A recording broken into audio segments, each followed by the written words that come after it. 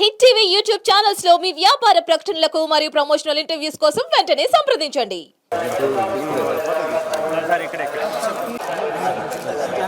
Sir 1 second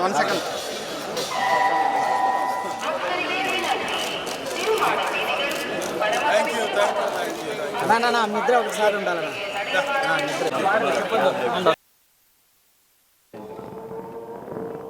బ్రహ్మాండంగా ఏదైతే తెలుగు ప్రజలందరూ కూడా కోరుకున్నారో ఈ రాష్ట్రం సుభిక్షంగా ఉండాలి, ఈ రాష్ట్రం సస్యశ్యామలంగా ఉండాలి, గతంలో జరిగినటువంటి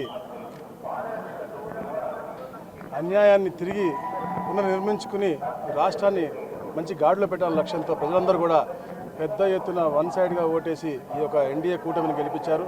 గౌరవ ముఖ్యమంత్రిగా చంద్రబాబు నాయుడు గారిని గెలిపించారు. అందుకని మనం చూస్తూ ఉన్నాం, ఈ నూతన ప్రభుత్వం ఏర్పాటైన తర్వాత కూడా తిరుమలకు కూడా ఎప్పుడూ లేనంత విధంగా ప్రతిరోజు 1,00,000 మంది మొక్కులు తీర్చుకుంటా ఉన్నారంటే అది ఈ ప్రభుత్వం రావాలని చెప్పి ఎంతోమంది కోరుతా ఉన్నారు. తప్పకుండా రాబోయే రోజుల్లో ఒక సుభిక్షమైనటువంటి మంచి పరిపాలన ఇవ్వడం కోసం ఏదైతే మనం గత 5 సంవత్సరాలు నష్టపోయామో, 30 సంవత్సరాలు వెనక్కి వెళ్ళిపోయింది రాష్ట్రాన్ని, దాన్ని పునర్నిర్మించుకుని మళ్ళా మెరుగ్గా ముందుకెళ్తూ భావితరాలకి మంచి చేయాలని చెప్పే లక్ష్యంతో ఏదైతే గతంలో 2020 విజన్తో చంద్రబాబు నాయుడు గారు ముందుకు వచ్చారో ఈరోజు డాక్యుమెంట్ 2047తో ముందుకు వస్తూ ఉన్నారు. రాష్ట్రమే కాదు దేశం కూడా రాబోయే రోజుల్లో ఒక ఉన్నత శిఖరంపై ఉండాలనే లక్ష్యంతోనే చంద్రబాబు ఆర్నిషలు కృషి చేస్తూ ఉన్నారు.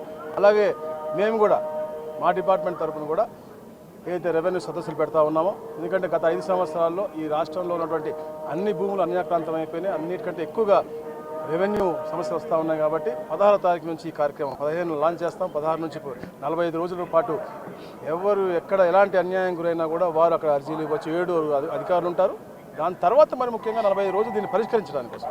అలాగే అయితే గ్రామాల్లో కూడా ఫోన్ చేస్తూ ఉన్నారు, మేము బయటపడి చెప్పలేకపోతున్నాం, భయపడుతుంటే ఇంకా భయభ్రాంతులు చేస్తూ ఉన్నారు. కాబట్టి వాళ్ళకు కూడా సపరేట్ కాల్ సెంటర్ పెట్టి వాళ్ళ సమస్యలు పరిష్కరించే దిశగా తప్పకుండా ఈ ప్రభుత్వం ముందుకు పోతుందని తెలియజేస్తాం. వైసీపీ భూ కబ్జాలు కావచ్చు, నిషేధిత భూముల ఆక్రమణ కావచ్చు, బాధితులకు ఎలాంటి భరోసా ఇవ్వదు. పూర్తిగా దానిపైన అధ్యయనం చేసి తప్పకుండా అన్యాయం జరిగింది కాబట్టే ఏదైతే గతంలో అంటే ఈ అసైన్మెంట్ ల్యాండ్లు అనేది ఇప్పుడు ఈ చరిత్ర ఈరోజు 10 సంవత్సరాలు 20 సంవత్సరాలు 30 సంవత్సరాలు కాదు, 100 సంవత్సరాల నుంచి ఎప్పుడెప్పుడు ల్యాండ్లెస్ పూర్కి ఇవ్వడం జరిగింది. దాని తర్వాత ఎన్నో యాక్ట్లు మారినాయి. వీళ్ళు యాక్ట్లను దుర్వినియోగం చేసి ప్లస్ వాళ్ళ ఇష్టానుసారంగా ఎవరికైతే ఊళ్ళో నచ్చలేదో వాళ్ళ భూములు కూడా 22Aలో పెట్టి బ్లాక్ చేయటం, మళ్ళా వాళ్ళ 20%కే కొనుక్కోవటం, అలాగే ఫ్రీ హోల్డ్ చేస్తారని చెప్పేసి కూడా గతంలో ఏదైతే 596 జీవో తెచ్చారో దాన్ని కూడా ముందు ఉన్నటువంటి వాళ్ళందరూ కూడా 10% 20% ఇచ్చి వాళ్ళకి అన్యాయక్రాంతం చేసినటువంటి పరిస్థితి అన్నీ కూడా మాకు వచ్చాయి. కాబట్టి ఈ రోజున మేము 3 నెలల పాటు దాని మీద అధ్యయనం చేద్దామని చెప్పేసి పూర్తిగా ఈ రిజిస్ట్రేషన్ అన్ని కూడా ఆపేయడం జరిగింది. తప్పకుండా కేస్ బై కేస్ మా కలెక్టర్లు ఉన్నారు, ఎంఆర్ఓలు ఉన్నారు, ఆర్డీఓలు ఉన్నారు, దాని తర్వాత CCLA ఉన్నారు, దాని తర్వాత చీఫ్ సెక్రటరీ గారు వాళ్ళందరూ కూడా చూసుకుని ప్రభుత్వం దృష్టికి వచ్చిన తర్వాత అన్ని కూడా క్రమక్రమంగా అన్ని కూడా క్రమబద్ధీకరించి పేదవాడికి న్యాయం చేయాల లక్ష్యంతో చంద్రబాబు నాయుడు గారి ప్రభుత్వం ముందుకెళ్తాం. Thank you. ప్రభుత్వంలో మఠం భూములు కూడా భారీగా ఆక్రమణకు గురైనాయని చెప్తున్నారు. దీంట్లోనే డెఫినెట్గా జరిగినాయనే చెప్తున్నాం మేము కూడా.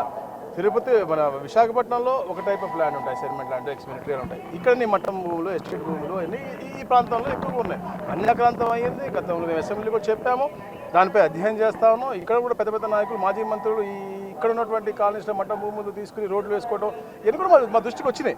ఇవన్నీ కూడా అప్పుడే కదా వచ్చింది. మనం అన్నీ కూడా అధ్యయనం చేసి తప్పకుండా ఎవరికైతే అర్హత దాని మీద ఉందో వాళ్ళకి లభించే విధంగా మేము కార్యాచరణతో ముందుకెళ్తాము. కూటమి ప్రభుత్వం ఏర్పడిన తర్వాత మొదటిసారిగా నేను సత్యప్రసాద్ గారి ఇద్దరం కూడా దేవుడి ఆశీర్వాదాల కోసం వచ్చాము. ఈ 5 సంవత్సరాలు కూడా భగవంతుడు ఆశీర్వాదంతో ప్రజలందరికీ కూడా మంచి చేయాలి అనే ఉద్దేశంతో ఏ నమ్మకంతో అయితే కోరుకున్నారో ఆ నమ్మకాన్ని ఏమాత్రం కూడా చెడ్డపేరు తీసుకురాకుండా ముందుకు తీసుకెళ్లే ప్రయత్నంలో భాగంగానే మేమందరం కూడా ముందుకెళ్తాం. తప్పకుండా ఏదున్నా సరే ప్రజలకి మెచ్చే విధంగా గత ప్రభుత్వం చేసిన విధానాలు ఏ ఒక్కటి కూడా మా దృష్టికి వచ్చిన వాటిని అన్నింటినీ కూడా సమస్కరించుకుంటూ ముందుకు తీసుకెళ్తామని తెలియజేస్తున్నాం. గడిచిన 5 సంవత్సరాల్లో 1 మెగావాట్ విద్యుత్ ఉత్పత్తి కూడా జరగలేదు ఈ రాష్ట్రంలో. అందుకని చెప్పి ఛార్జీలు విపరీతంగా భారం పెంచి దాదాపు 7-8 సార్లు నుంచి 9 సార్లు దాకా భారం పెంచారు. ముందు 24 గంటలు కరెంట్ ఇవ్వాలి, ఇండస్ట్రీస్కి కానీ ప్రజలకు కానీ అందరికి కానీ రైతులకు కానీ మేలుగా కరెంట్ ఇవ్వాలి. తర్వాత దాని గురించి ఏ విధంగా ఛార్జీలు తగ్గించాలి తర్వాత ఆలోచిస్తాం. ముందైతే మాత్రం నాణ్యమైన విద్యుత్ ఇవ్వాలి, ఉత్పత్తి పెంచాలి. ఎందుకంటే ప్రతి సంవత్సరం కూడా 6 నుంచి 7% విద్యుత్ వినియోగం పెరుగుతూ ఉంది రోజు రోజుకి. కానీ గడిచిన 5 సంవత్సరాల్లో 1 మెగావాట్ కానీ 1 యూనిట్ కానీ ఉత్పత్తి చేయలేదు. అందుకని చెప్పి పూర్తిగా నష్టం జరిగి ప్రజల మీద భారం పడింది. దేవుడు ఆశీర్వాదం వల్ల ఇవాళ నీళ్లు బ్రహ్మాండంగా వస్తున్నాయి. కరెంటు ఉత్పత్తి కూడా మన శ్రీశైలంలో బ్రహ్మాండం జరుగుతుంది. మిగతా ప్లాంట్లన్నీ కూడా సర్వనాశనం చేశారు. వాటన్నిటి కూడా ముందు సిస్టమ్స్లో తీసుకొచ్చేసి తర్వాత అవకాశాన్ని బట్టి ఒక్కొక్కటి చేసుకుంటూ ముందుకెళ్తాం. మేము ఆ రోజు ఎలక్షన్ రోజు మేము ఏదైతే చెప్పామో దాన్ని ఖచ్చితంగా కట్టుబడి ఉన్నాం. రైతాంగానికి నచ్చని పని ఒకటి కూడా మేము చేయం. హిట్ టీవీ యాప్ ని డౌన్లోడ్ చేసుకోండి. ఇందులో short news, live news, entertainment movies అన్ని అవైలబుల్ గా ఉన్నాయి. Please download hit TV app.